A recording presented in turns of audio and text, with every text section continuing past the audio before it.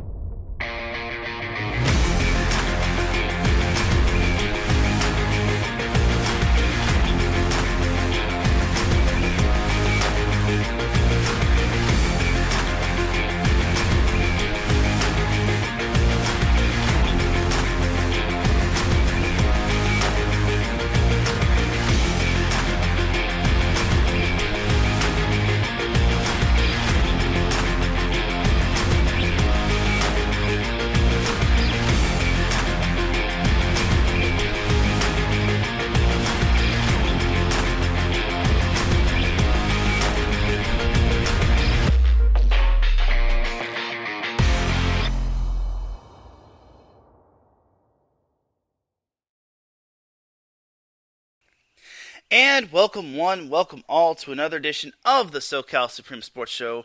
I hope you all are having a great Friday afternoon, Friday morning, Friday wherever you are listening from. Either way, you have made yourself to episode 104 of the SoCal Supreme Sports Show. Without any further delay, let's get on into that SoCal sports action. But first and foremost, the SoCal Supreme Sports Show will not be where it's at without IE Sports Radio. IE Sports Radio can be found on several different streaming platforms, such as Twitter, Instagram, and TikTok at IE Sports Radio.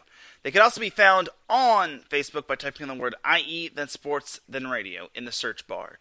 Though I don't know how many people really use Facebook, but I digress. We also have a website, www.iesportsradio.com, and when you go there, you'll see a Patreon link at the top, and it'll start out at $5 a month. This will get you a shot from every show on the network, including this one. And higher tiers include IE Sports Radio merchandise, access to ISRU, the podcasting university of IE Sports Radio, and even a chance to be featured on a segment of our flagship show, The Defining with the one, the only Larry B. Thank you, everyone, for all of your support and for making IE Sports Radio your direct feed for all that sports. Big shout out to our Patreon supporters, Bay Area Raised Apparel, Marcus Looks Great, Key to the Gate, and a donor that wishes to remain anonymous.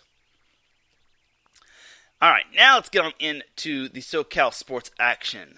So we'll start off with the Chargers just because I actually forgot that they were playing on Thursday night. I previewed their game last week against the Raiders, and I totally forgot that they had a game against the Chiefs on Thursday, so that was my bad.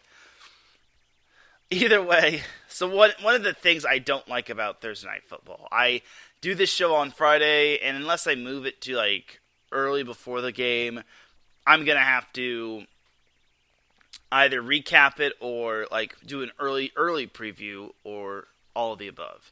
Either way, let's get on into some Chargers action. So the Chargers, let's start with their first game. So the first game they played was against Raiders! Chris Berman impersonation. But they played the Raiders to start out the first game of the season, and obviously they won, but they won in ugly fashion. They won 24-19. So, the start of the first quarter, the Chargers were able to score on their opening drive as they scored a field goal courtesy of Dustin Hopkins. But to the dismay of the Chargers defense, the Raiders were able to march down the field. They got within the 5, if I'm not mistaken. Either way, they did have a red zone trip. Unfortunately, the Chargers defense, unfortunately for the Raiders, the Chargers defense was able to hold steady as they were able to limit the Raiders to a field goal. And it was 3-3 as that marked the end of the first quarter. So, looking at it, obviously the Chargers did not have J.C. Jackson, but honestly, I was kind of impressed with how the Chargers did early on in the game. So the second quarter, it looked like the Chargers had finally kicked it into high gear as the Chargers were obviously driving down the field. They got Keenan Allen going. Mike Williams had himself a quiet day, but that's kind of his boom or bust mentality. They got Gerald Everett involved. Eventually, the Chargers got all the way down to the 1, and the Chargers scored a touchdown as Justin Herbert found Xander Horvath. Yes, the Xander Horvath. Xander Horvath, the rookie fullback for the score. So, I remember the Chargers drafted this guy. I think it was in like the 6th or 7th round. And I'm like, who is this Xander Horvath guy? And was he really worth it? It looks like the Chargers are finally putting that to good use. Especially since I was a very skeptic on him, considering the Chargers also had Gabe Neighbors, who unfortunately the Chargers waived. Hopefully they get him back on the practice squad, though. So following that drive, the Raiders were attempting, I think that both teams went back and forth with, the Raiders eventually punted, and then the Chargers drove down the field. They eventually got into Raider territory. I think they got before the 20, but unfortunately they were stopped short on a 4th down as Justin Herbert tried to quarterback sneak it, and they went a hurry-up offense, which I kind of have mixed feelings about. I get it, it's trying to fluster the Raiders defense, but I thought it really backfired on the Chargers. Their hurry-up was a complete blow-up. As the Raiders took over on downs, this was actually late in the quarter, and I was thinking, okay, well, this is bad. The Raiders have a chance to score. Fortunately for the Chargers, Drew Tranquill, the linebacker, was able to pick off Derek Carr, and I was quite impressed by that. I was like, since when does Drew Tranquill get interceptions? But I guess that actually answered my question. So late in the quarter, the Chargers were able to find the receiver. But before I get into that, the next score for the Chargers, or the next drive for the Chargers, Keenan Allen, before that, I think it was on the previous drive when the Chargers were driving and then they got stopped short on downs. Keenan Allen actually hurt his hamstring, and then I was very concerned. I'm like, uh-oh, that's not good. And I had to play the Tony Romo card and say, I hope it's nothing more than just a cramp. Unfortunately, it was not a cramp. It was a hamstring injury, and he was ruled out the rest of the game following halftime. So back to the second quarter, the Chargers took over after the spot of the interception, and the Chargers were able to score as Justin Herbert found Michael Carter for the score, which Michael Carter is the punt/kickoff returner. Either way, that was huge just because Keenan Allen was out of the game.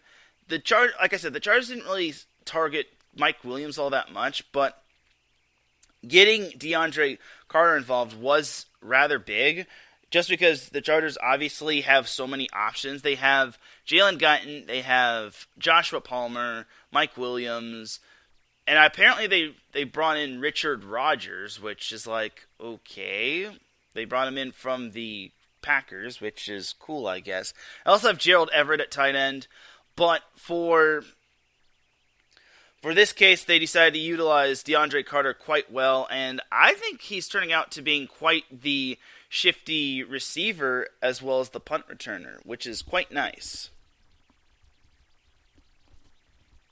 So eventually the Chargers led 17-3 at halftime. I was not satisfied considering the Chargers were only up 2 scores. Anything can happen with a 14-point lead. In the third quarter, the Raiders utilized the most of their opening drive as Derek Carr found Brandon Bolden for an 18-yard score. It was on third down, and I was like, come on. That was way too easy, even for a running back's perspective. I'm surprised they didn't go with Hunter Renfrow, but Bryce Callahan did a good job of locking up Hunter Renfrow. More on that later. So the Chargers were able to respond with a touchdown of their own on the following drive as Justin Herbert hit Gerald Everett for an 18-yard touchdown pass. It was Everett's first touchdown pass as a touchdown catch as a Charger, which was quite nice. I was very impressed by him.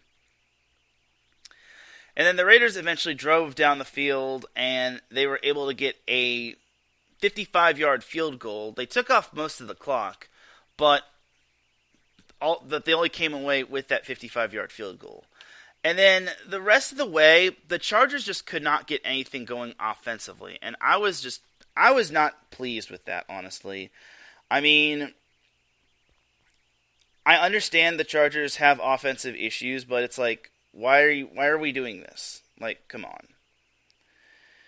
Eventually, the Chargers had to punt as they punted early in the fourth quarter, but then on the next drive for the Chargers, Derek Carr got picked off again as Carr was looking to hit Davante Adams for a home run ball, but he got picked off by Asante Samuel Jr. Now, here was the thing about that interception. So, Asante Samuel Jr. obviously picked off Derek Carr, but he was down by contact at the Chargers' 2-yard line, which that was the spot of the contact. He eventually tried to get into the end zone for a touchback, but I guess he was ruled down by contact at the 2, which was very unfortunate. So, basically, the Chargers had to get out of their own red zone, and unfortunately they didn't really do so. They almost got called for a safety, as Austin Eckler had one last-ditch effort to try to extend to get himself out of the end zone, and he was able to, as basically the Chargers had to punt. They had to punt, and it was not fun times. It gave the Raiders pretty good field position as they started the drive at their own 48, but the drive only lasted 2 plays as Josh Jacobs gained 8 yards, and then on the next play, Carr tried to get Hunter Renfrow involved, but it was intercepted by Bryce Callahan, who, like I said, he did an outstanding job limiting Hunter Renfrow, just because Hunter Renfrow was one of the top receivers for the Raiders. Not like the top receiver, but he's one of them. He always has this. The Raiders always have this whole third and Renfrow going down, but I was really impressed by Bryce Callahan. He was the veteran cornerback that was signed from the Denver Broncos in the offseason, which I think that was crucial, especially since the Chargers did not have J.C. Jackson. So the Chargers were able to get a chance at a field goal, but unfortunately for Dustin Hopkins, he missed as it was wide left. It was a 49-yard field goal, albeit that is pretty long, but it's like, guys, really? And then on the next drive, the Raiders scored a touchdown as it was a 7-play, 61-yard drive as it was capped off by a 3-yard touchdown catch from Davante Adams. And the Raiders went for 2, and this was very crucial. If the Raiders complete the 2-point conversion, they eventually get within 3. Because at the time it was 24-19, but if they get the 2-point conversion, it's 24-21. But if the Raiders don't get the 2-point conversion, they're still down by a touchdown score. And the Chargers, to their amusement, they actually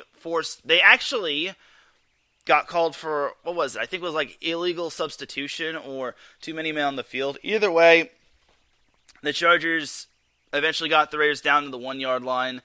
And then the Raiders got called for a false start, so what was once a 2-point conversion at the 1 is now a 2-point conversion at the 6. And the Raiders still went for it, and unfortunately it was incomplete as it was still 24-19.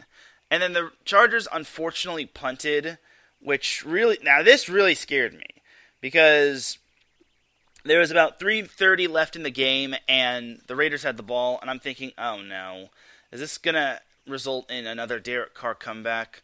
Fortunately for the Chargers, the defense really stepped up, especially Khalil Mack. Khalil Mack had 3 out of the Chargers' 6 sacks, which was really great.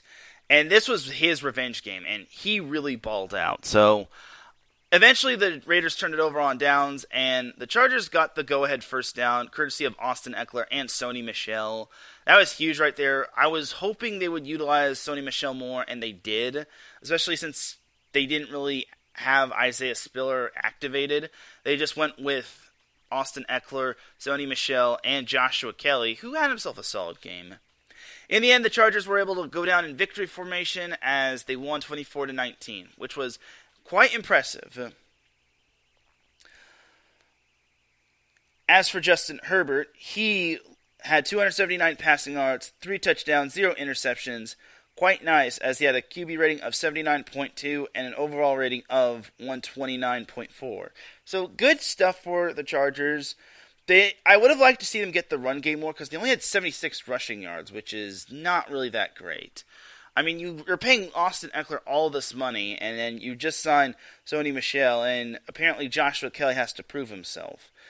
But unfortunately, the Chargers did not get the run game well. They have to get the run game going more often than not, otherwise it might not be good times for the Chargers. So jumping over to yesterday's game between the Kansas City Chiefs, it was not the most funnest game for the Chargers. So going to this game, basically it was basically like the Raiders game. Chargers scored first, except it was off of a field goal. Except the thing was, the Chargers won the coin toss, deferred to the second half as they got the 3-and-out to start the game, and then they scored the field goal, forced the Chiefs to go 3-and-out again, and then I believe it was the second quarter, if I'm not mistaken. Yes, it was the second quarter that the Chargers scored, as they scored early in the second quarter, as once again, Xander Horvath scored a 1-yard touchdown catch from Justin Herbert. So the Chargers are really utilizing their pick over their pick from the Purdue fullback, which is quite nice. Unfortunately for the Chargers, the Chiefs were not going to go down that easily, as Jerick McKinnon caught a 9-yard touchdown pass from Patrick Mahomes, made the game 10-7, and that was pretty much the halftime score, just because both teams' offenses were basically stuck in quicksand. Their defenses were what impressed me, and I was quite impressed with the Chargers defense holding steady, especially against a talented Chiefs team offensively. So to start the second half, the Chargers did score a 15-yard touchdown catch from Mike Williams, courtesy of Justin Herbert's pass, and I was impressive. I thought that was a very good answer for that was a very good opening drive for the Chargers, and they led 17-7. The Chiefs did respond. They responded 2.5 minutes back with a 41-yard touchdown pass to Justin Watson, and that's just frustrating right there. And the Chargers' offense was just, once again, they were stuck in quicksand as they took a 17-14 lead into the fourth quarter. Chargers eventually punted, and the Chiefs got all the way down to the 1-yard line. Unfortunately for the Chiefs, and fortunately for the Chargers, they were able to limit the Chiefs to a field goal as it was 17-17. So it was good. It was going good for the Chargers as they eventually, on their next drive, they eventually got down to the 3-yard line. Justin Herbert was orchestrating the offense. Austin Eckler was getting involved a little bit more. And they got eventually down to the Chiefs' 3-yard line. And then the worst thing happens. The Chargers pulled a Pete Carroll as they went in hurry-up offense, and unfortunately Gerald Everett wasn't fully ready.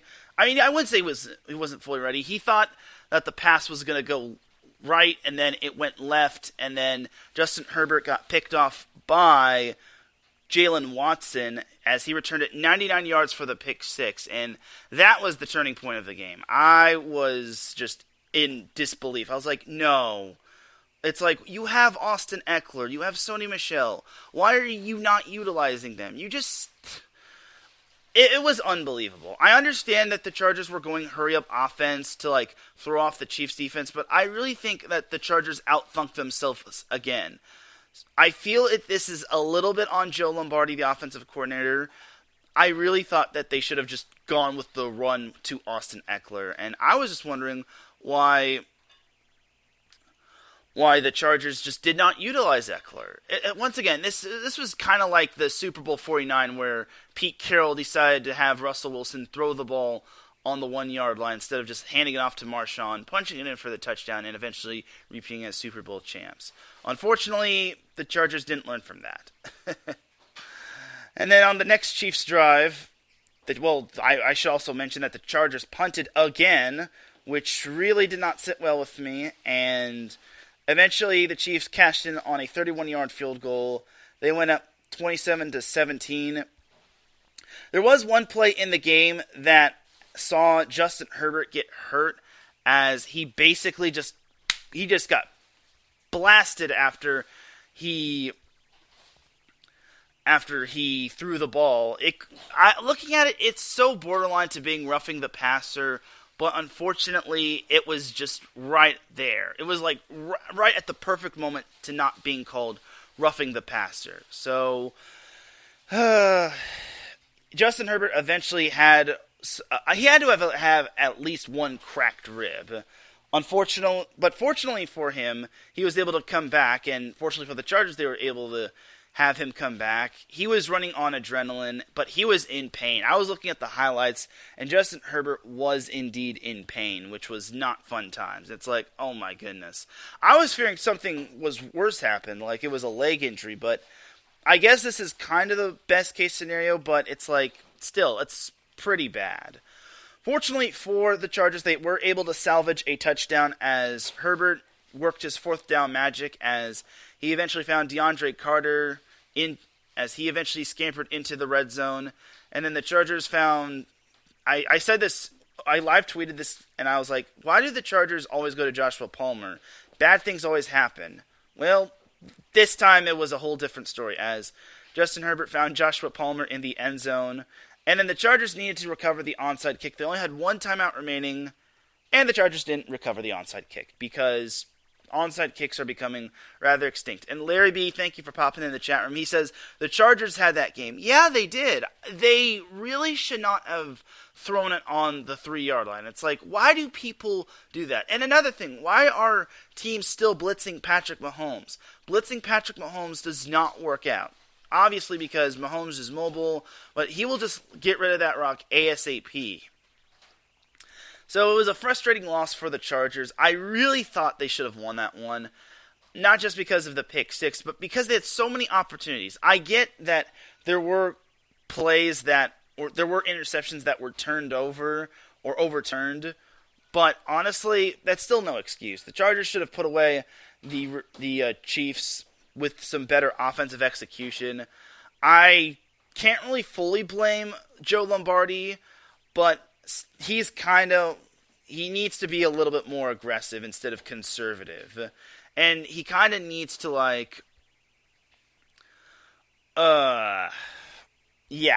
was just not happy with that. It's like, I'm thankful I wasn't watching the game, otherwise I would have thrown a fit.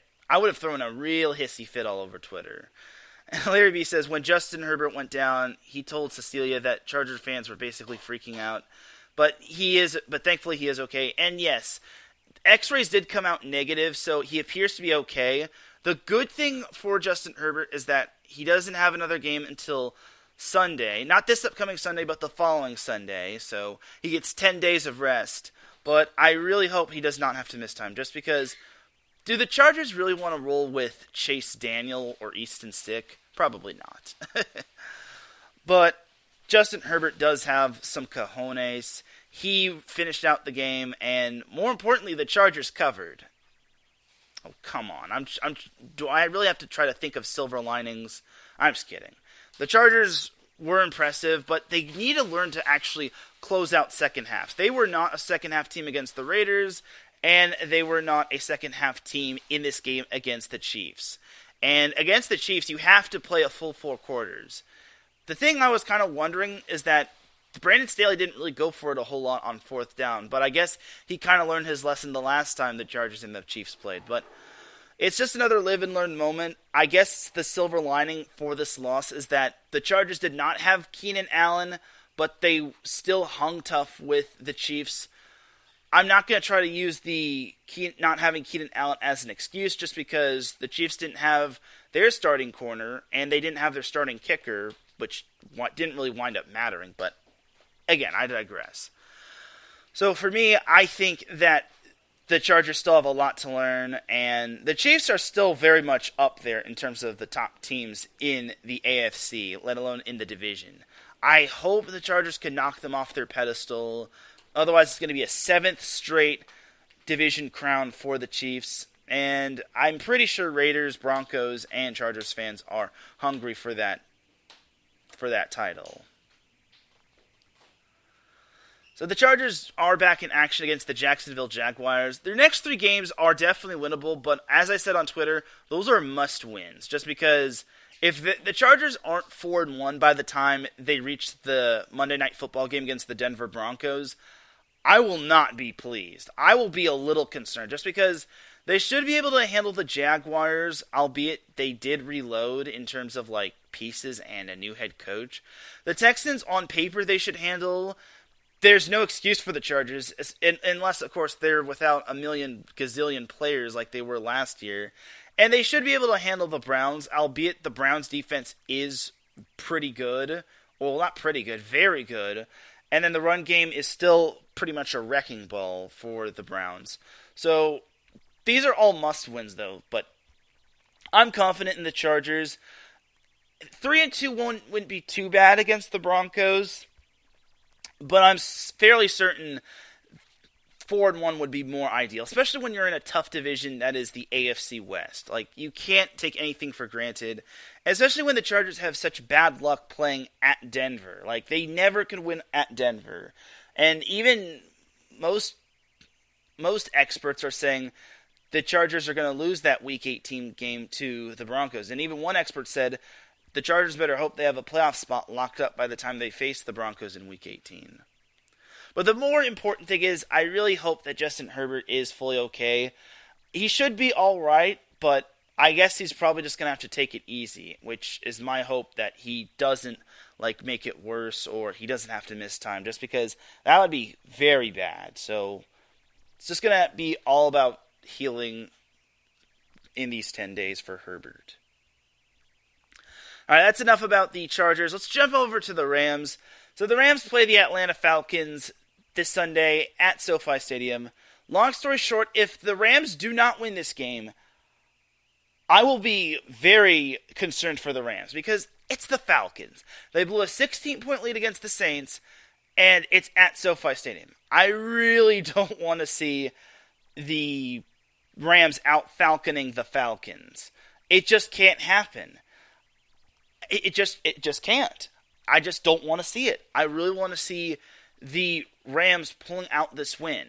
It would be such a terrible thing for the Rams to lose this game. It would just be horrible. Especially since for the Rams, their next 3 games are their next 2 games.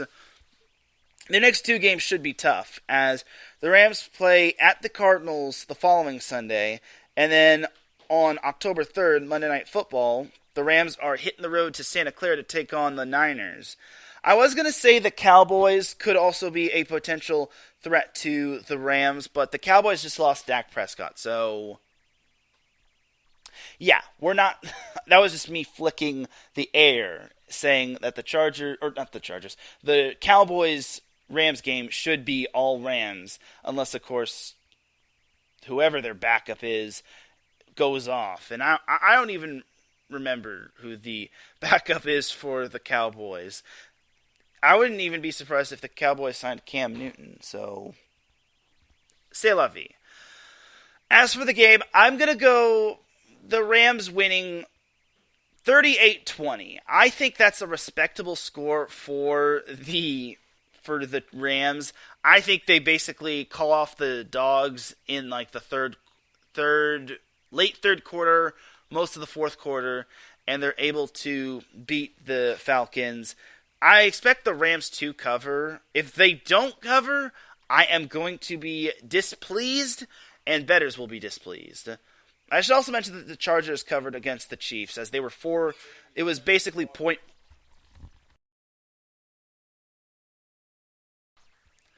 as the Chargers were 4-point favorites, and they only lost by 3. So bettors who put +4 on the Chargers, good for you. So back to the Rams. Yeah, they have to win against the Falcons. There's no way they're losing to Marcus Mariota. And the thing for the Falcons is the only way they win is if Drake London, the former USC star, goes off in his homecoming. I hope that is not the case. I want Drake London to do well, but unfortunately he is on the Falcons, and I'm not rooting for the Falcons. So yeah. And yeah, imagine if the Rams do lose. Oh, I might just have to rip them on next week's show. And this will really raise concern about them in the NFC West. Just because, well, the NFC West is a complete jambalaya. Okay, that's not the right word to use, but it's a complete mesh as of right now, as the Seahawks are leading the division. But it's only week 1. Looking at the Niners, they play the Broncos, which, that's cool. And looking at the Cardinals, at a glance, they play, Raiders! I had to do that Chris Berman impersonation. And then looking at the Seahawks, they play the 49ers. So, I'm sorry, the Niners play the Seahawks. The Niners don't play the Broncos until the following Sunday. I'm sorry. So there. Rams have to win, bottom line. And I hope we restore balance in the NFC West. Otherwise, I'm going to be PO'd.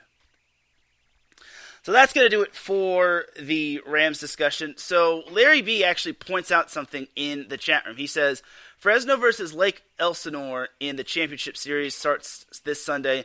Best 3 out of 5. The first 2 games are in Lake Elsinore, and then the last 3 are in Fresno, which makes me sad face. So this is basically like minor league baseball, which is nice, and I actually did point this out on Twitter. I basically have my little catchphrase for the Lake Elsinore Storm on, and I'm happy that Lake Elsinore is doing great guns, and I hope that they can defeat Fresno. It's basically SoCal versus NorCal, as Lake Elsinore did win the Southern California division, which made me happy. And it's my apologies, Larry. It's the California League. It's the MILB. So basically, it's the single A team. It's basically single A baseball, not triple A. So my apologies, Larry. But it's all good. But I am happy for the Lake Elsinore Storm. I hope they can bring it home. It would be awesome if they did. Again, it's even more sweeter if they're able to do it against a Northern California team, which obviously Fresno. They defeated the Inland Empire 66ers 10-8 last night, as they also won the previous game as well. So I'm really hoping Lake Elsinore just brings it home. It would make me ever so happy. It would bring me lots of joy, especially to Southern California. Like, we got to get some of these smaller teams involved, just because it's anything. No sport in SoCal is getting left behind, except for maybe high school sports. That's basically for another day, but I digress on that. So overall, I am happy for Lake Elsinore, and they are the single A affiliate for the San Diego Padres, as I imagine the Inland Empire 66ers are the affiliate for the Los Angeles Angels of Anaheim. Ugh, it feels dirty for me saying that, but overall, that's basically your Lake Elsinore Storm. Your home team. Yes, your home team, and I couldn't agree more, Larry. And the Rancho Cucamonga Quakes are the minor league affiliate for the Los Angeles Dodgers, which we're not talking about them. No offense to them, of course. I'm not trying to be mean or anything, but this is all about Lake Elsinore and how they are the affiliate for the San Diego Padres, and now they're playing in the championship against Fresno, and they're going to need to come up big, and I can't wait for them to come up big. So that is pretty much that when it comes to the Fresno Grizzlies. And a little bit thing about the Fresno Grizzlies, they're actually the affiliate of the Colorado Rockies, so that's a little weird. Something I once talked to Larry about outside of the show was that why are the Fresno Grizzlies, which are the affiliate of the Rockies, located in Fresno? Like, why aren't they like in Colorado? But I'm not going to ask questions. This is basically the California series, and I'm not going to ask a whole lot of questions. Yes, it is Rockies versus Padres. We might as well just get into some MLB action, as the Dodgers did clinch the NL West, which made me happy, and it's no surprise. They basically had that conference on lock, as there was zero doubt they were going to win the NL West, especially with how big of a cushion they had.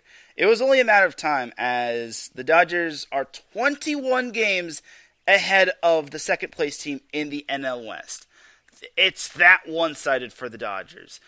And they've won the NL West 9 times out of 10, as the only time they didn't win the NL West was last season when the Giants edged them out, which was fun. Just kidding. It wasn't fun, because basically we got to see Giants fans flex their muscles, but the Dodgers eventually quieted them down in the divisional round. Poor Giants fans. It's been a long year. Okay, but back to the Dodgers. Enough making fun of the Giants. We're not going to go down that rabbit hole. But anyway, back to the Dodgers. They took 2 out of 3 against the Arizona Diamondbacks. They won the first game 6-0 on Monday. Won the second game 4-0, which eventually saw them clinching the NL West, which made me happy face. And then on Wednesday, the Dodgers fell in 10 innings to the Diamondbacks 5-3. Last weekend, the Dodgers did take 2 of 3 against the Padres, as they lost the first game 5-4 in extra innings. Oh my God, the Dodgers lost to the Padres? Breaking news. Yeah, the Padres actually beat the Dodgers one time. I think that's like their third win in, over 20 tries? Yeesh. That is no rivalry. Let's get that out of the way. And then in the second game, the Dodgers beat the Padres 8-4, and then the Dodgers won the rubber match 11-2 this past Sunday. This weekend, the Dodgers are hitting the road to San Fran to take on the Giants, and I apologize to every San Francisco fan listening. I did not mean to say San Fran. Either way, the Dodgers are heading down to San Francisco to take on the baseball Giants. Tonight, they are playing on Apple TV at 7:15. And then today they are playing at 7:15 on Apple TV. Tomorrow they're playing at 6:05, and then surprisingly enough, remember when I said the Dodgers and the Padres are going to be the last SoCal teams playing on Sunday Night Baseball? I lied. The Dodgers and the Giants are playing on Sunday Night Baseball this upcoming Sunday, which I guess ESPN might have flexed that. I don't know who was originally on Sunday Night Baseball, but it's like, okay, I guess you're gonna prove me wrong, and you're gonna make me eat my words. So thanks, ESPN. Anyway, as for the rest of the week, there's only 3 more weeks remaining in the season, which means we only have 3 more weeks of regular season Dodgers before we hopefully see the postseason Dodgers. So the Dodgers will have a 5-game series against the Diamondbacks starting on Monday following the weekend. And then they have a doubleheader against the Diamondbacks on Tuesday. And then Wednesday and Thursday, they have games against Arizona. And then next weekend, the Dodgers will be back home in the Chavez Ravine, or will be remaining in the Chavez Ravine, against the St. Louis Cardinals, which I think is going to be a great matchup. I think it's going to be a nice little final tune-up matchup. Nothing against the Giants. I think they'll be a good little tune-up matchup in terms of emotion, just because of that being an actual rivalry, unlike Padres-Dodgers. But I think Cardinals, based on the record and based on how they're doing this season and based on how they're leading the division, I think that's also going to be a great little matchup right there. As for the other team in the NL West from Southern California, the Padres, they're clinging on to the wild card. They're 1.5 games ahead of the Brewers for that final wild card spot. They're 2.5 games behind Philly, and no one's catching the Braves for that top wild card spot. So as for the Padres, they've kind of hit a little bit of a snag. Well, I wouldn't call it a snag, but honestly, they've had their ups and downs. Obviously, they lost 2 of 3 to the Dodgers. I already discussed that. Following that series, they had the day off on Monday, but they split against the Seattle Mariners. But let's be honest, the Mariners have been probably one of the more improved teams. I hate to say it, but Seattle could have a chance to make the playoffs. Ugh, as an Angels fan, I am just sick to my stomach saying that. Anyway, the Padres won the first game against the Mariners 2-0, but then lost the second game on Wednesday 6-1. Then the Padres lost yesterday to the Arizona Diamondbacks at the start of a 4-game series as they lost 4-0. Tonight, the Padres and Diamondbacks play in Arizona, and then they play on Saturday and Sunday as well. The Padres then return to Petco Park to take on the Cardinals, which I think that's going to be a big-time series. First and foremost, the Padres have to take care of business against Arizona. Arizona, on paper, is not the team that's going to get beaten up every single time. I think they're going to be a team that wants to play spoiler. But I think that the Padres can't overlook them. Otherwise, their wild card lead in the final spot will dwindle more and more. It's already going to get much closer, as the Padres could play the Cardinals in the first round. Like, if the playoffs ended today, the Padres would play the Cardinals in a 1-game series, and then the winner of that would play the Mets, and then the Braves and the Brewers. No, not the Brewers. The Braves and the Phillies would face off one another, and then in a 1-game series, and then the winner of that would play the Dodgers. And I'm just going to also say this. I can't stand the MLB changing their formats and changing their playoff formats and changing how many teams can make the playoffs. It drives me nuts. Anyway, before I lose my sanity, back to the Padres before I lose my mind. They actually have a 3-game series starting on Tuesday and going all the way till Thursday. And then next weekend, the Padres are hitting the road to the Rocky Mountains to take on the Rockies, the Colorado Rockies. So basically, it's going to be a close one for the Padres. They really have to mind their P's and Q's and X's and O's.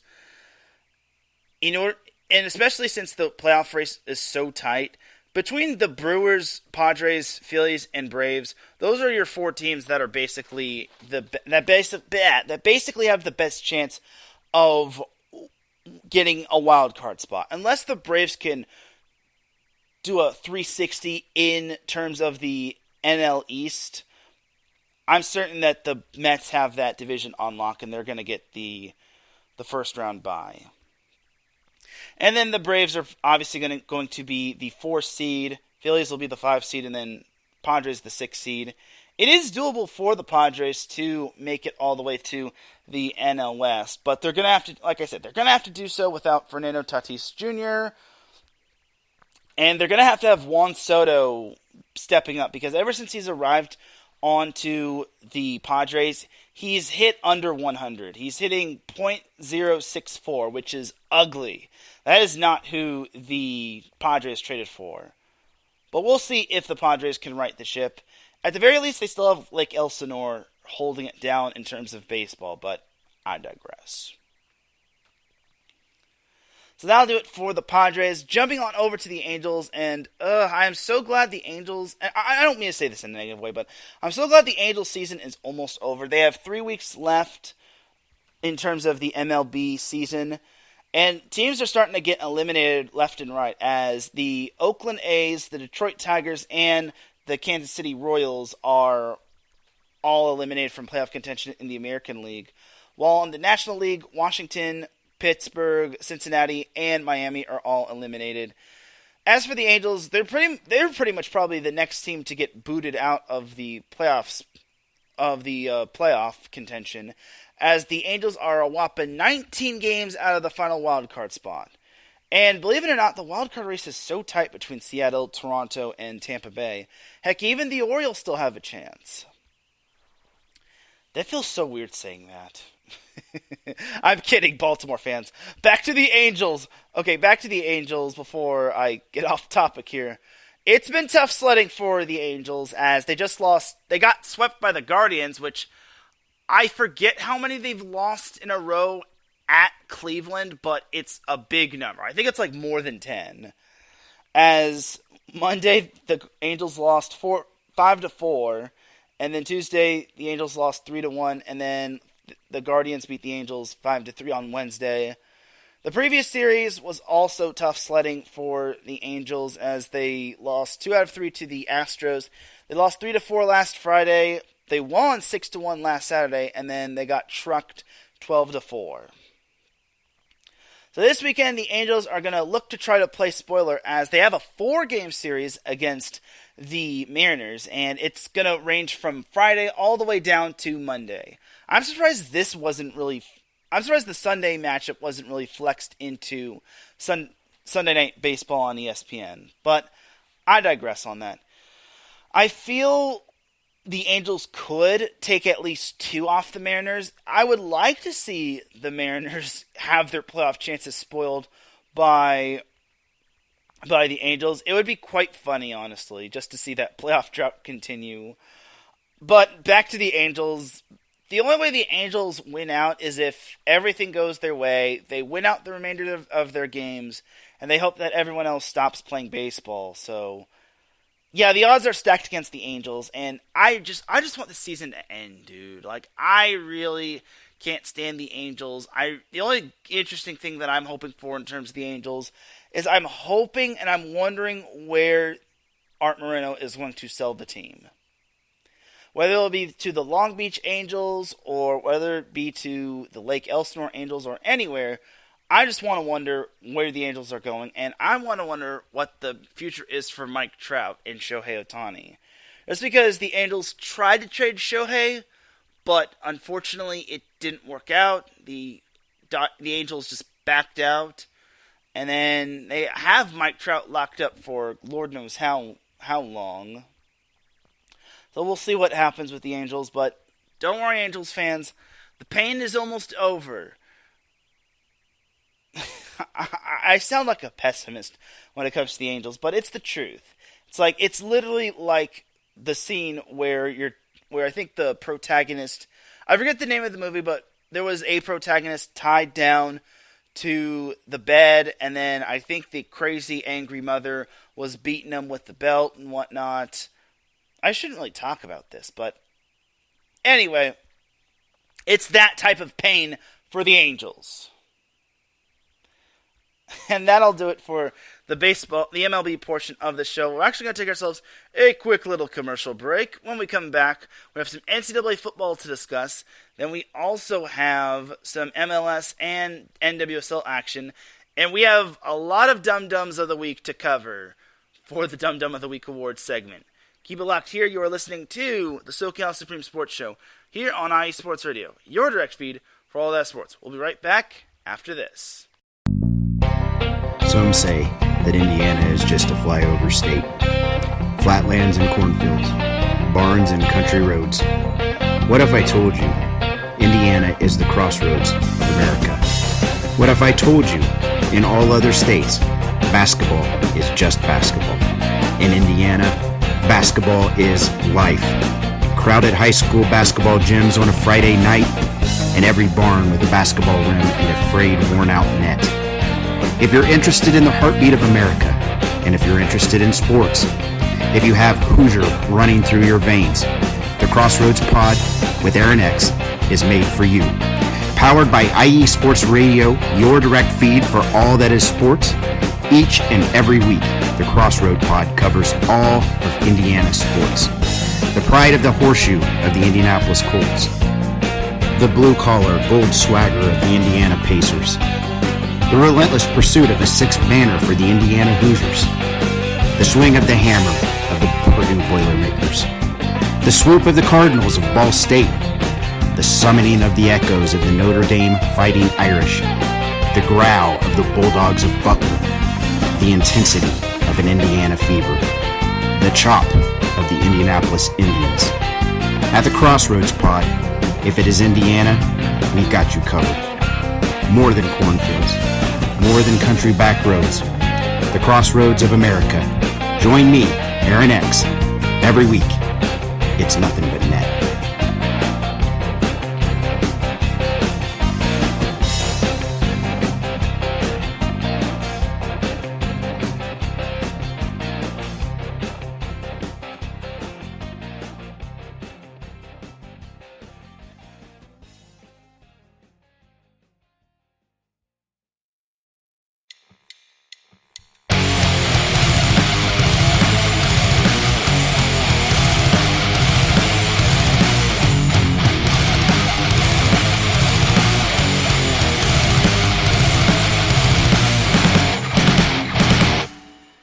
College football, and do you want to hear a college football show dedicated to all that is college football, including junior college and the CCCAA and the NJCAA, the NAIA, and the NCAA, including Division III, Division II, Division I AA in the FCS, and Division I A in the FBS? Well then look no further.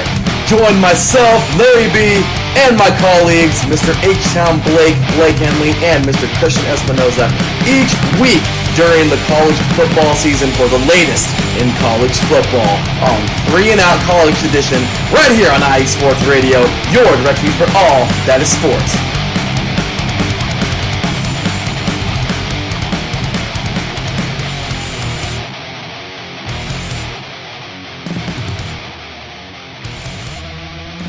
Back with segment number 2 of the SoCal Supreme Sports Show here on IE Sports Radio, your direct feed for all that sports.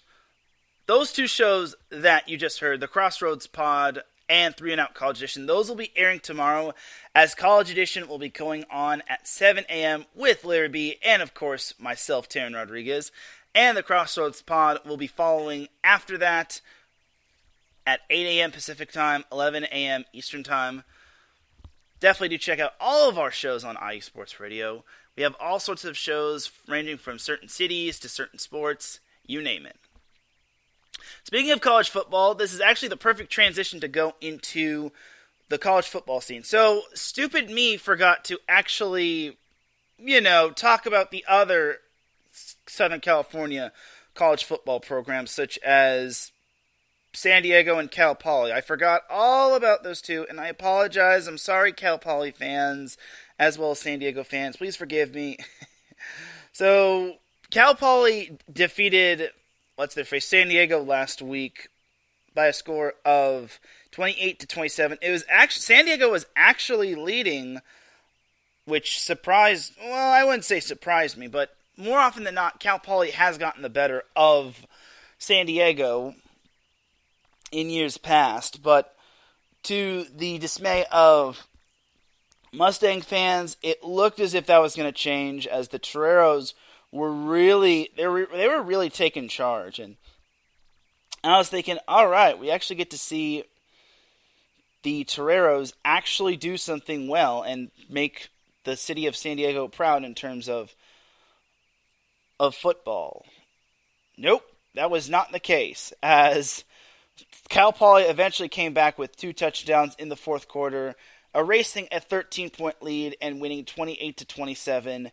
It was, I would say, the most San Diego way to lose, especially when but it was. San Diego had a 17-point lead in the second quarter. It almost resembled the Chargers. I hate to say that. It almost resembled the Chargers. The San Diego jumped out to a 17-point lead in the second quarter. The other team scored a touchdown to get closer before halftime. Other team scores in the second half to make it a one-score game. San Diego, or the past Chargers from 2020 or 2019, score late in the third to go up 2 scores. Then normally it would be the other team scoring again and then eventually losing the lead. But this was a little bit of a twist. San Diego scored to go up 13, and then the other team scored 2 straight touchdowns and eventually won. So it was the most San Diego loss for the Toreros, and I feel bad for them. This was their first loss of the season, as this was Cal Poly's first win of the season, as Cal Poly got stomped on by Fresno State, 35-0, but this is Fresno State. I'll be talking about them in a little bit, but Fresno State is a FBS school as opposed to Cal Poly, which is only FCS. And then San Diego, the previous week, they took down an NCAA Division III school. I want to say it's Division III or Division II. They took down Laverne 58-0. Like, oh my goodness. Why is San Diego scheduling that opponent? I mean, I guess it can't be as worse as scheduling San Diego State, like they did that one year, but yeah, it was they didn't really need to schedule that. So this week, San Diego is hitting the road to NorCal to take on UC Davis. You would think that this would be NCAA volleyball, but it's not. Anyway, San Diego heads down to Davis to take on UC Davis. This will be an interesting matchup just because I feel UC Davis is much better than that 0-2 record indicates. Just because Davis did play Cal, they got stomped on, and Davis almost took down South Dakota State 24-22. I don't know much about South Dakota State especially, but I do know that they're always one of those top teams. They're not on the level of North Dakota State, but it's like they're kind of up there. So I'm going to be interested to see how that matchup fares. What I'm wondering is this. I'm just not going to go on this too much, but why did UC Davis go for a touch? UC Davis had one of their PATs fail, and then they got the touchdown with 2:03 remaining, and then they went for the PAT and then failed, which makes me wonder, why did they go for the PAT and not go for 2? I'm not even going to discuss that anymore. Nope, we're going to move on from UC Davis. I just hope San Diego does pull out the win for their sake.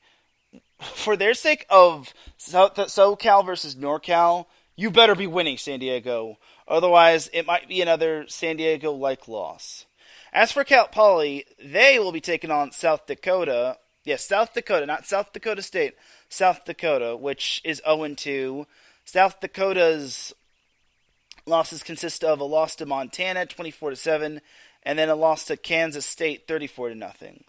So I feel South Dakota's 0-2 record is a little misguiding, but I think Cal Poly should be able to handle them. I'd be surprised if they lost that one. I feel the Mustangs are riding high after their big win over San Diego, though I still think it's a San Diego collapse. Like, come on. How does San Diego football teams, minus the Chargers, keep finding ways to lose? Anyway, jumping over to the FBS side of things, because that's what everyone is probably wondering all about. Well, in terms of Southern California, the FBS SoCal schools cleaned house. We'll start with UCLA. Long story short, they basically brought out the wood chipper, and they just shredded Alabama State to millions of bite-sized pieces. As UCLA won 45-7, this marks the first time UCLA faced an FCS school, and I'm disappointed by UCLA. I am happy they covered, but the fact that they scheduled an FCS school and they broke the tradition that USC and Notre Dame also have is very disappointing. Anyway, for UCLA, they basically unsurprisingly won, as this week UCLA is still at the Rose Bowl to take on South Alabama. Just like the previous matchup, this should be an easy UCLA victory. They didn't get a vote in terms of the coaches poll, but that's for good reason. I mean, that's kind of what you get for scheduling a FCS opponent. Like, of course you're not going to get a vote, especially no matter if you defeat that school by 38 or more. I don't care. So, anyway, for UCLA, they should be able to handle Alabama State. If they're not 2-1 going into their first Pac-12 game against Colorado, we riot. And by we, I mean UCLA fans. UCLA even has the potential of going 5-0 just because Colorado is still iffy, and then I'm not so sure about Washington, and I don't even know if Washington can defeat Stanford. Like, they're obviously going to get steamrolled by Michigan State, but they've only beaten Portland State and Kent State. So, am I too worried about Washington for you as a UCLA fan? Probably not, especially since they now get two big boy matchups. The only concern for UCLA is that they actually play their game on a Friday, which could throw off UCLA, but I should not be concerned as a UCLA fan. Jumping over to San Diego State, they too also played an FCS school as they rickrolled Idaho State 38-7. The only negative was this. San Diego State actually trailed. San Diego State trailed in this matchup as they actually trailed 7-0 in the first quarter as, believe it or not, Idaho State, I don't know if Idaho State scored on the first play of the game, but they scored off of a 75-yard touchdown pass. I thought San Diego State's defense was supposed to be good, but they're giving up that big of a play on the first drive? I am concerned for San Diego State, except not really. It was actually 2 plays. So it was not the first play of the game. It was actually the second play, as it was an incomplete pass on the first play, and then it was a 75-yard touchdown pass to Tyler Vanderwall from Xavier Guillory. So either way, San Diego State scored the last 38 points to win that matchup, which, again, if San Diego State was not going to win that matchup, I think we got to disqualify them from football. So San Diego State does hit the road this week as they get a huge challenge. They get to play Utah, number 14 Utah, on Saturday. So this is basically a huge jump of skilled opponents. San Diego State is already 0-1 against the Pac-12. Now they're going to be facing a very tough Utah team, which is probably going to remember the San Diego State team that beat them last year. And I'm sure Cam Rising is going to tear San Diego State to shreds. Granted, Utah's win, what? Who'd Utah beat last week? It was like some school I've never even heard of. Southern Utah. They beat them 73-7. Now, I'm not certain. I don't know much about Southern Utah. I'm certain I want to say they're like FCS. But it's like, dude, what? Who is Southern Utah? It's like, who schedules this matchup? Like, somebody please. Yeah, this is an FCS school because Sam Houston State's in their conference. Get out of here, Utah. You're scheduling FCS schools like UCLA and San Diego State. Either way, this is going to be a tough matchup for San Diego State taking on number 14 Utah. They're playing on the road. They no longer have the luxury of playing at Snapdragon Stadium, their new home stadium. And now they're playing another Pac-12 team. They're playing the number 14 team in the country. And unless, of course, San Diego State turns back the clock to last year, it's probably going to be a Utah loss. I'm not going to really give out a final score. I'm just going to say Okay, I'll give out a final score. I say Utah wins 31-14. And then UCLA is going to beat South Alabama. Let's be a little respectable to South Alabama. 42-20. That sounds about right.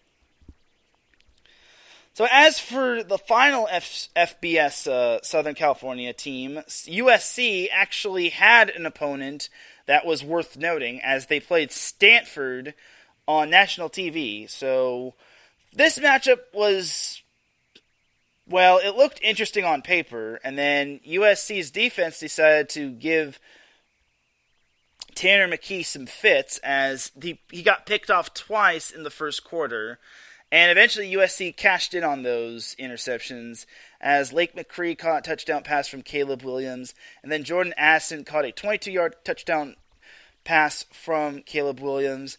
And then everyone was thinking, well, Stanford scored off of a 3-yard pass from E.J. Smith, courtesy of Tanner McKee, and everyone's thinking that Stanford has momentum, and there's no way that USC is going to drive down the field with about 57 seconds remaining. Well, 46 seconds, but either way, USC, everyone was probably thinking USC is probably not going to get another score in this quarter, right?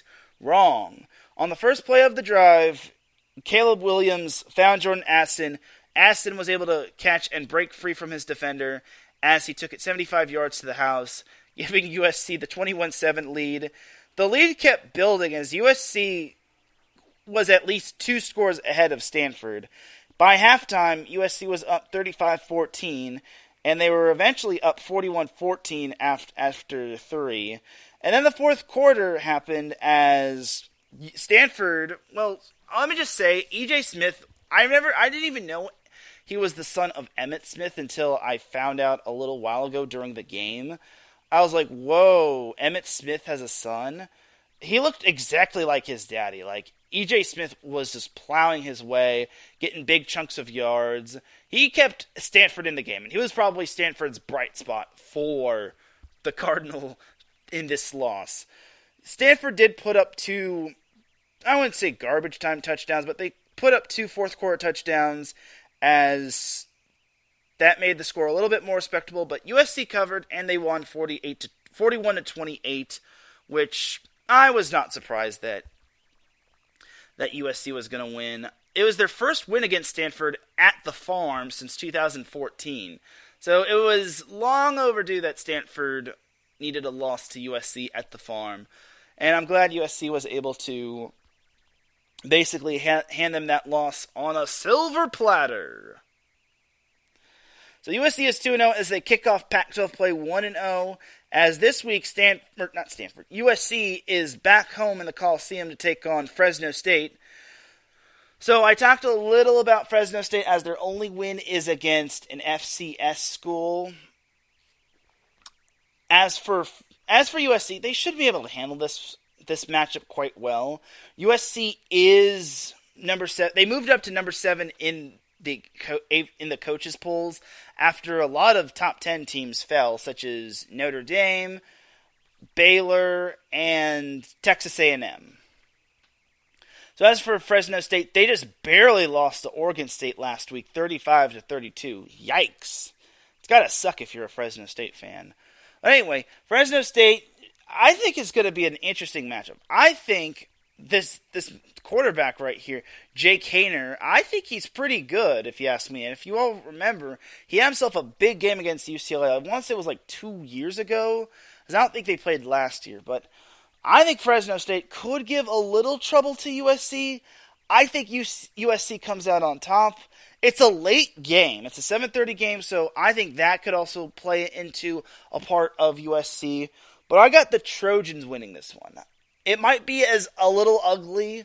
I don't think it'll be as ugly as last week when Stanford made it interesting, though I think they should have just gone for the onside kick, if I'm being honest, when they got within 13. But I think USC wins. What's a respectable score that I think USC wins by? I'm going to say USC wins 42-24. I think that is just right in terms of respectable. I think USC, just like Stanford, they get up by a good margin.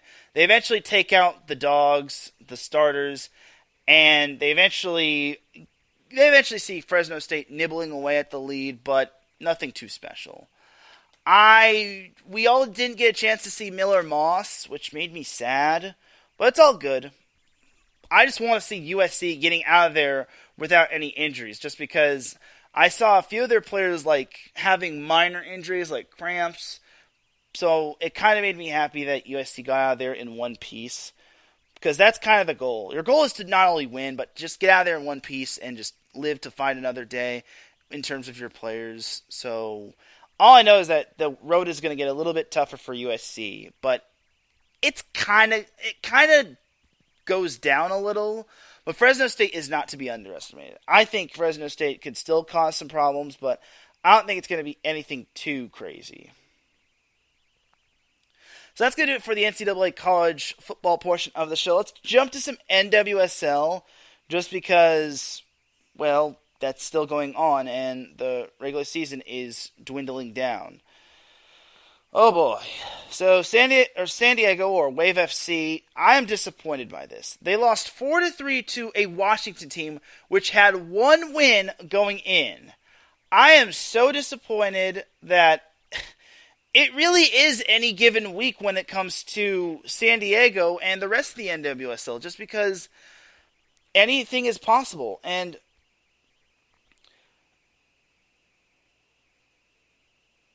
now, because of this whole ordeal with San Diego losing, they're now right behind the hottest team in the NWSL, the Kansas City Current. Typical. Who they just lost. So Kansas City actually lost to Chicago 4-0. So now we know how big of a loss this was for Wave FC, because had they beaten Washington, they would still be in first place. But unfortunately,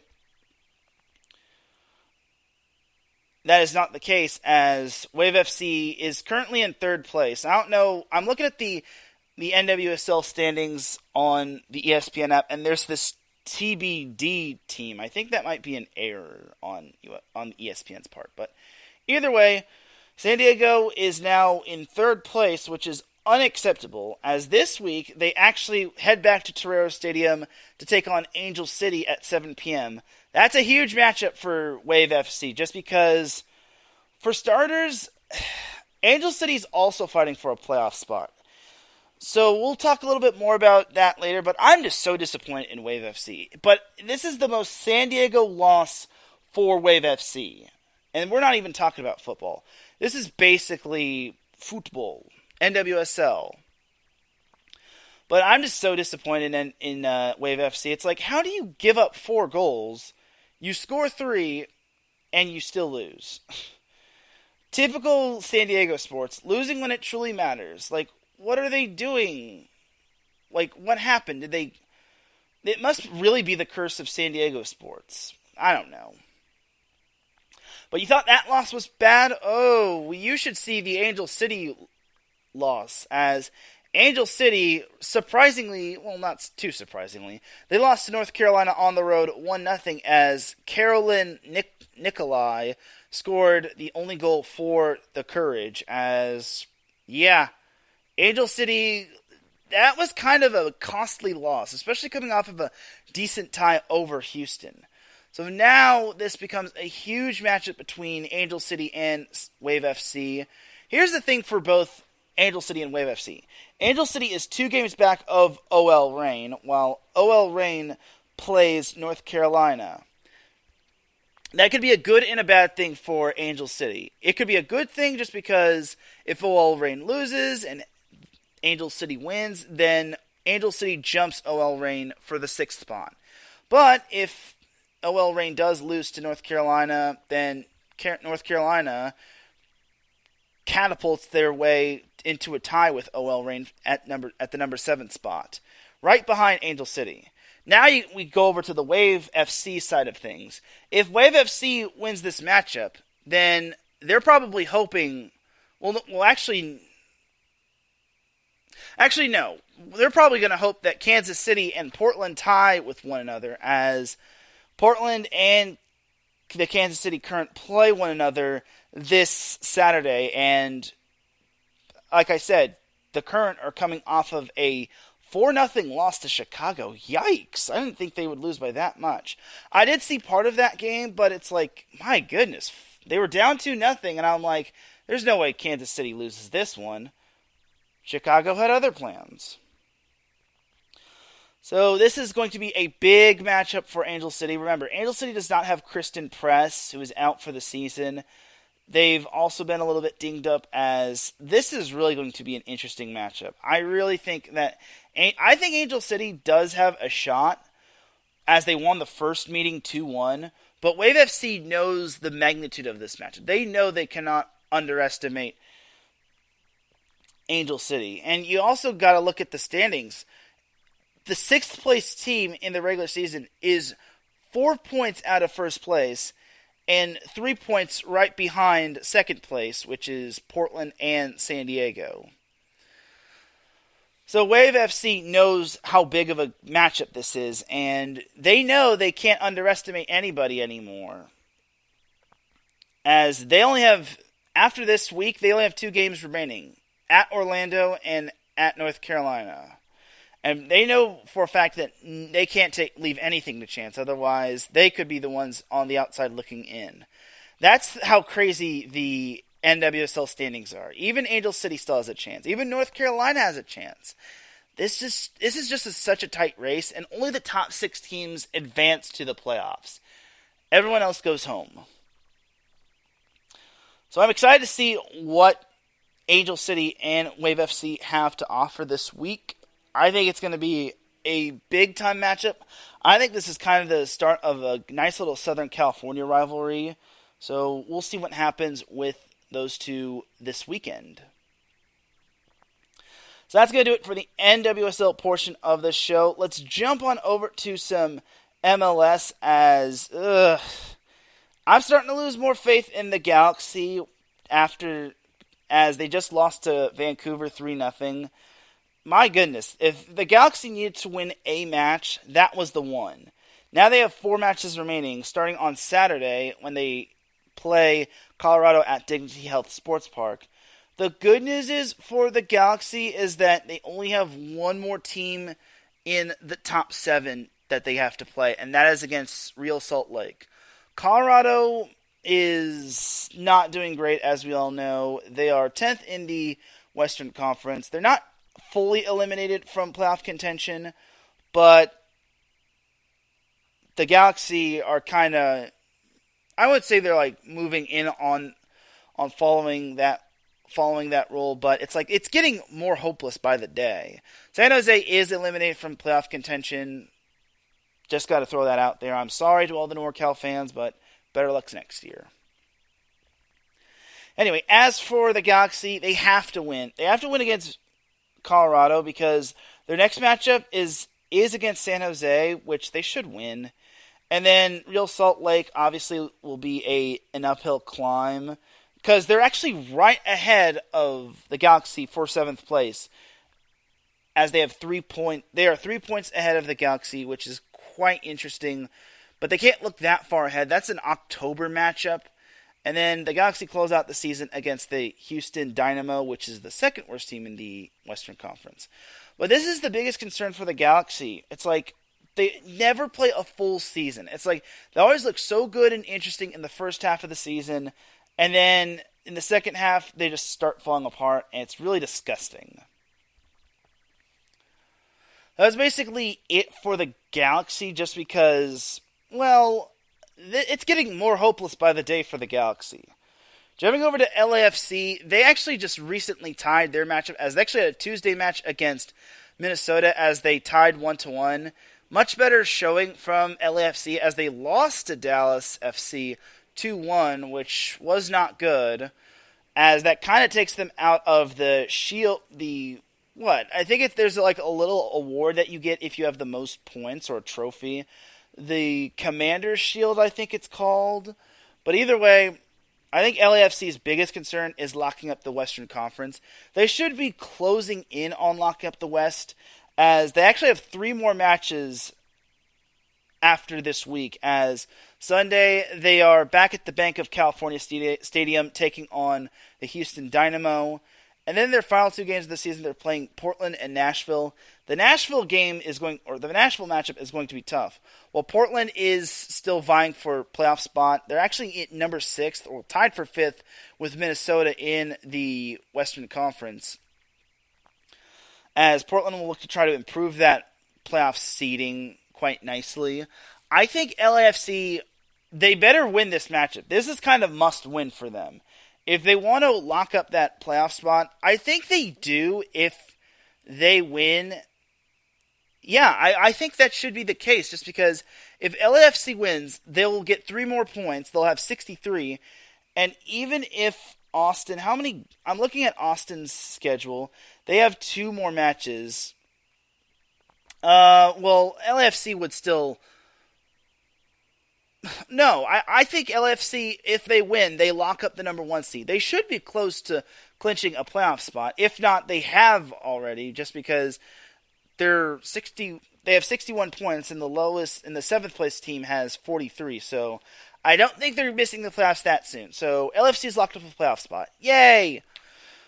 LAFC has not won the Western Conference just because they still need to close out. But if they do win this week, they should be able to lock up the Western Conference, just because they'll be 10 points ahead of Austin. And even if LAFC loses out and then Austin wins out following this weekend, Austin would be 1 point behind LAFC. So this weekend is must win, because the last 2 games are going to be a whole lot tougher for LAFC. But you look at this LAFC squad. They are so freaking deep. They are so deep in terms of talent. They have Diego Palacios. They have Carlos Vela. They have Gareth Bale. Like, how much more help does this LAFC team need in order to actually be a super duper loaded team? Like, they just have to close out. All they just have to do is actually win. And they're playing the second worst team in the Western Conference. You can't expect me to believe that. Then they're also playing at home. So LAFC has no excuse to win this week at home. If they find some way to lose at home, which could clinch them the final playoff spot, I'm going to go ham on them. Another case where LAFC clinches a spot in the playoffs is if Austin loses. Now, if that's the case, then they clinch the Western Conference outright and they get a first-round bye, regardless of whether LAFC loses out starting on Sunday. But if Austin loses sometime down the road, then LAFC clinches the number 1 seed. That's basically how I look at it, just because they are 7 points ahead. And once again, if they win, then Austin can't catch up to LAFC, even if they run the table throughout the remainder of their schedule and then LAFC loses. So I think LAFC is just fine in terms of winning the Western Conference. So that is going to do it for the MLS portion of the show. Let's take one more break for me to catch my breath.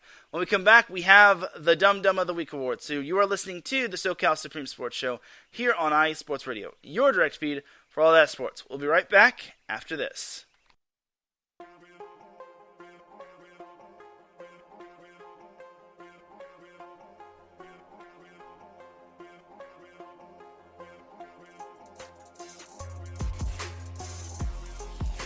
Hello, ladies and sinners. Hello, sports fans around the world.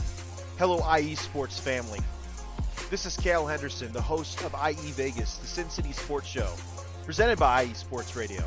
If you folks are interested in sports in the Vegas area, if you're wanting to have a blast for 1 hour, every Tuesday night from 7 p.m. Pacific Standard Time to 8 p.m. Pacific Standard Time, this is a show built for the Vegas sports fans, where we feature the Las Vegas Raiders, the Las Vegas Golden Knights, the Las Vegas Aces, and the University of Las Vegas, Nevada Rebels. Hopefully, fingers crossed, MLB team coming soon. Either way, if you folks are looking to have a blast for 1 hour each and every week, tune in Tuesday, 7 p.m. Pacific Standard Time to 8 p.m. Pacific Standard Time.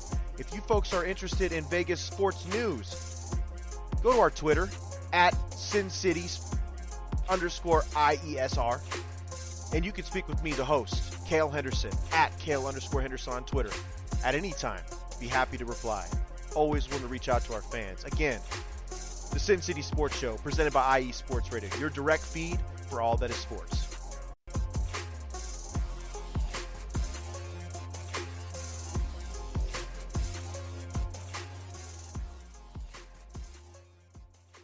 And we are back with the SoCal Supreme Sports Show. Just needed to take that quick little breather. Now let's go on into the Dum Dum of the Week award. We have multiple Dum Dums of the Week award to get into. The Dum Dum of the Week is basically an award I like to give out to basically no one is safe from the Dum Dum of the Week award. It can be from any person, any place, any time, anywhere. No one is safe from the Dum Dum of the Week award. So, like I said, I have multiple Dum Dums of the Week to give out this week. So, we'll start with the smallest one, and I kind of already made a fair warning to everyone that if you do any of my IE Sports Radio family bad, you're going to get Dum Dum of the Week. And I promise you, I won't fully hold back. So the first Dum Dum of the Week goes out to an organization that decided to actually ruin one of my IE Sports Radio colleagues' orders. And that actually goes out to Domino's. So I forget what day it was, but I think it was maybe, I think it was Sunday, and then I saw my friend Marcus Loves Great, the host of our combat sports show, Gloves Off. He actually ordered a pizza from Domino's, and let me just say, I don't blame it for hosts for ordering from Domino's, just because that is good. Well, not good for you, but it's good economically, just because you get a good variety, and it's good because you get a good variety of food. You could get salad, pizza. Pizza is only $6.99 in terms of delivery, but if you pick it up, then it's basically $5.99. So anyway, as for what happened, as for why Domino's is the Dum Dum of the Week, oh my goodness. Marcus posted this on his Twitter account. He says, "Just received my pizza from Domino's." This pizza was completely messed up. He ordered a sausage cheese pizza, and the image just, oh my goodness. It was horrible. They messed it up big time. There was cheese coming off the cardboard. The cheese was coming off the pizza. It's what happened? Oh my god. Oh my goodness. If that was me, I would be livid. I'm surprised he didn't just at Domino's in his tweet, and I'm just oh my god. I'm what the heck? Now, someone, like I just said, someone did actually reply to Marcus saying, "Why did you order it from them in the first place?" Well, it's good economically, and it's good financially. It's the only negative is that they have this fee if you're delivering. It's a $10 minimum, which is, I think, is pretty dumb. You kind of have to get you have to get 2 items that total up to $10 or more dollars. But I digress on that. I basically chimed in and said, what happened to pizza protection insurance? And I'm just hoping that Domino's gives Marcus some sort of refund or reimbursement, because it's how do you do that? Why would you give someone a bad pizza? I really hope they gave Marcus some sort of reimbursement, because it's if I were given that pizza, I would have gone down to Domino's and shown him the pizza and say, this was basically my pizza. I would have shown him the picture, show him that I took the picture at this time when I got the pizza, and then they'd probably be begging and pleading or using excuses, and I'd probably say, well, your pizza is on the house.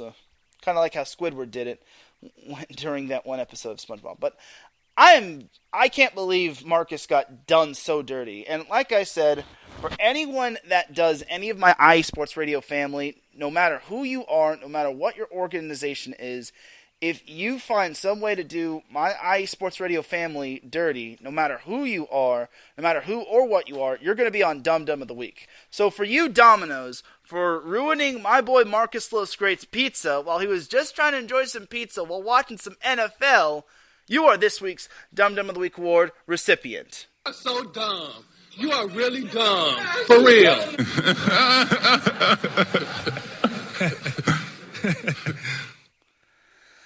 So that is Dum Dum of the Week number 1. And lesson learned, Domino's, it's like, why don't you have pizza protection plan? You're always making commercials saying, oh, we have pizza protection. It's like, well, why are you doing Marcus Los Great dirty? To quote Marcus Los Great, the nerve of you, Domino's. The nerve of you. The nerve of you as a pizza organization. You should be ashamed. So that's going to do it for the first Dum Dum of the Week. The second Dum Dum of the Week, okay, so I had so many Dum Dums of the Week, I actually lost count. I actually had a mini Dum Dum of the Week. There was an LSU fan that just walked out onto the LSU field, and he was just standing there, and eventually the security just brought him down. It's like he was literally standing right in the field as play was going on between LSU and I forget who they were playing. I don't think they were playing Florida State, but I think it was the second game from LSU. Either way, the dude that walked onto the field is the mini Dum Dum of the Week. But Dum Dum of the Week number 2, oh boy, I gotta get into Dum Dum of the Week number 2. So remember how I gave Dum Dum of the Week to UCLA when they unfortunately didn't reimburse NC State fans for them coming out to California for the San Diego Bowl after it was canceled? Oh boy. UCLA decided to post something really, really stupid. They actually posted... Okay, so the transfer portal is basically something that is a positive for college football players. So UCLA posted this little graphic. Welcome to Transfer U. No one has successfully utilized more transfers since 2020. UCLA had 20 starters, Arizona State had 18 starters, Ole Miss 16 starters along with Rutgers, and Florida State 15 starters. So eventually, Chip Kelly found out about the Transfer U post. And let me just say, if you're really boasting about the transfer portal that much, then you must not trust your homegrown talent that actually worked their butts off to get their scholarship to UCLA. Which I think is a little messed up. But eventually Chip Kelly found out about the Transfer U post, and he said that it was a mistake and did not represent what the school was all about as far as blending high school prospects and transfers in its recruiting. Chip Kelly said, and I quote, "When I saw it, I said, that's a mistake. Would he have deleted the post? It's already out there, so I don't know what deleting it does." Yeah, Chip Kelly said it best. It's on the internet, and basically, it's ripe for the picking. And someone else found this out, and oh boy, Ole Miss decided to take this up a notch, as they actually had more transfer players, as Ole Miss had 21 starters compared to UCLA's 20. So not only did the UCLA football admin make the mistake of posting this whole Transfer U thing, but Ole Miss decided to take it up a notch, and they decided to actually go further and take the joke to a higher level by correcting UCLA and having more transfer starters than UCLA in general.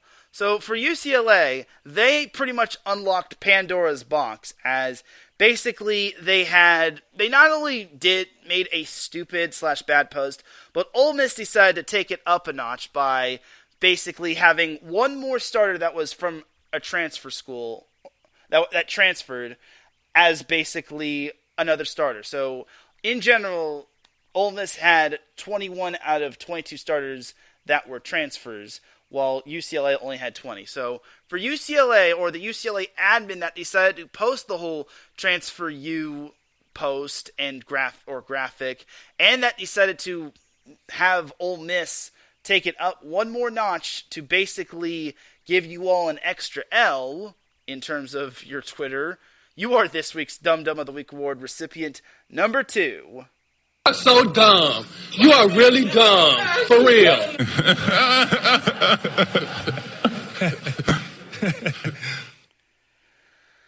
So now we get on into Dumb Dumb of the Week award recipient number 3. And this one is probably the coup de grace.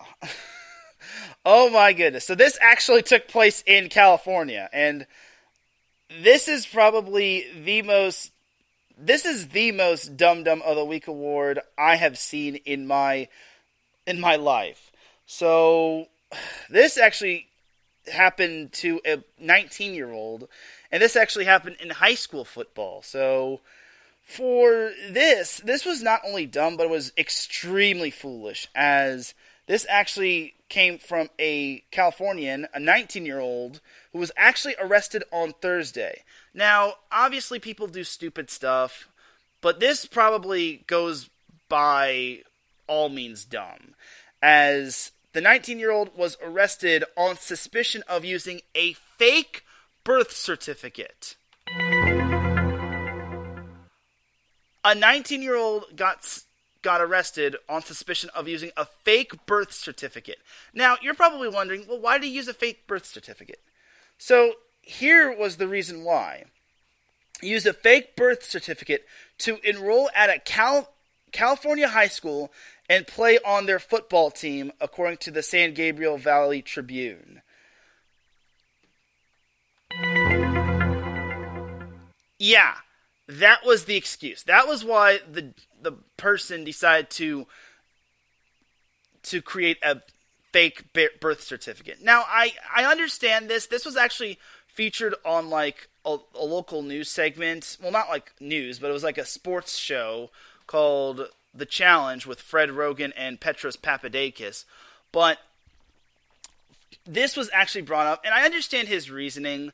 So the person's name was Elijah Frisco. So he actually used a fake name, Ihali Chung, to enroll at Montclair High School. So eventually they busted him, and the reason why he did it was because he wanted to play on their high school football team. Now, during his senior season, it was canceled due to the pandemic, as it's totally understandable why he did that, but unfortunately, it's like, you still can't do that. I hate how the kid lost his senior season of football, but it's like, you can't do that. That's legal. That's totally illegal. It's like, you can't do that, dude. Especially if you want to enroll in a high school. That's like basically, I don't know. I'm no criminal justice expert, but it's like, that could give you like prison for life. Matter of fact, Justin, I actually need to ask you a question. So I'm doing Dumb Dumb of the Week, and there was this 19-year-old. Okay, so there was this 19-year-old that got arrested for using a fake birth certificate. And the reason why he wanted to do that was because he wanted to play on the high school football team, according to the San Gabriel Valley Tribune. Eventually,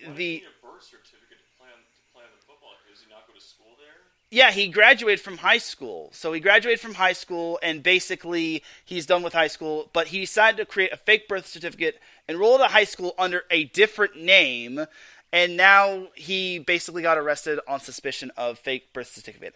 I'm no criminal justice expert, but do you know how much like prison time or how bad of a sentence this could be going into this for creating a fake birth certificate?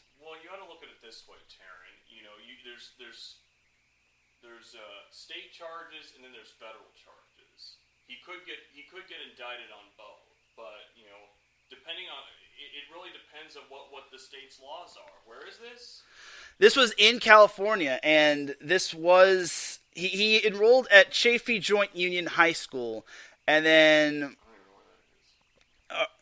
actually he enrolled at Montclair High School, and then the Chaffee Joint Union High School District basically found out that he already graduated high school under his legal name, and basically, his brother also played on the football team, and I'm surprised fans didn't really find this out earlier. So, well, I mean, again, I don't know what the state's laws are, but I imagine he's gonna get in big trouble. You know, I mean, using a birth certificate under a fake name, and well, is it?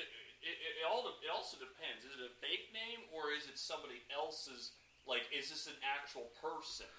I think it's a fake name. It says, it's according to USA Today, it says Elijah Frisco is believed to have used the name Elahi Chung to enroll at Montclair High School. So I don't know if it was a fake name or someone else's name. I imagine it was a fake name because who names their kid? If this is a real name and he actually stole somebody else's certificate, that's identity theft, and then he could get charged on federal charges as well as state charges. But if he just made a fake, birth certificate like a fake ID with a fake birthday, I don't think he'll get charged federally. But he should he'll definitely get in trouble with the state. Yeah, unfortunately, he's in some kind of trouble. That's for sure. Right? Yeah, unfortunately, he is working. He's gonna be. He is going to be working on Sunday. So thank you, Justin. I appreciate your insight on that. You're the criminal justice expert of the family.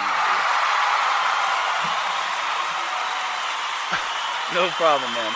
All right. But back to this. Big shout to my brother. But anyway, jumping back to this. Yeah, Elijah Frisco, I'm sorry, dude. That's just no excuse. I understand you want to play football, but you couldn't have played at junior college.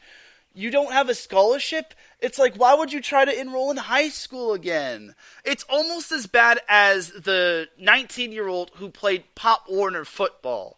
But I'm sorry, Elijah Frisco. I understand, except not really. It's a bad excuse. But you are this week's Dumb Dumb of the Week Award recipient number 3. You're so dumb. You are so dumb. You are really dumb. For real.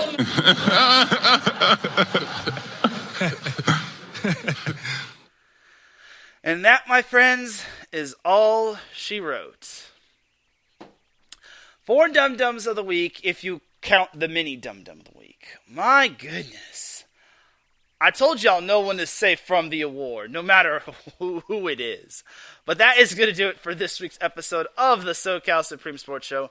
Without any further delay, let's get on out of here. Because I got to freshen up, get ready for work, and I got to talk with my brother just because he's here visiting. You dig? Thank you everyone for tuning in to the SoCal Supreme Sports Show. I really do appreciate y'all tuning in. If you listen live, I appreciate you. If you listen on the playback, I appreciate you. If you listen at work, I appreciate you. If you listen at any time, any place, I appreciate you. It really means the world that you tune in. Shout out to the man, the myth, the legend, Larry B, for popping in the chat room on Spreaker. It really means a lot that you tuned in and left your little comments. Good luck to your Las Vegas Raiders, even though I shouldn't really wish them too much luck just because they are an AFC West rival, but I digress. For everyone here at IE Sports Radio, this is Teran Rodriguez signing off. You'll have yourself a great rest of the weekend. Enjoy the Southern California sports. Even if your team isn't winning, don't worry. If you're an NFL fan, it's not the end of the world if your team is 0-1, if not 0-2. Regardless, have yourself a great weekend. Enjoy the sports. I'll be seeing you on Monday for Set Point, but until then, have a great weekend. Make sure you don't do anything dumb, and remember, SoCal is for SoCal. Peace!